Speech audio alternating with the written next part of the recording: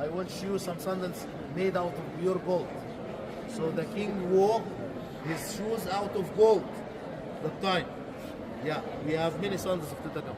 We have some clothes, robes, jalabiyas, underwear of Tutankhamun. We found many of the underwear. You can go this side and have a look. The underwear of Tutankhamun, clothes, and the materials have been used for making the clothes. The linen, different kinds of linen have been used for sewing the clothes. Yeah, different materials of the clothes. And some earrings, some pockets over there, some necklaces, collars.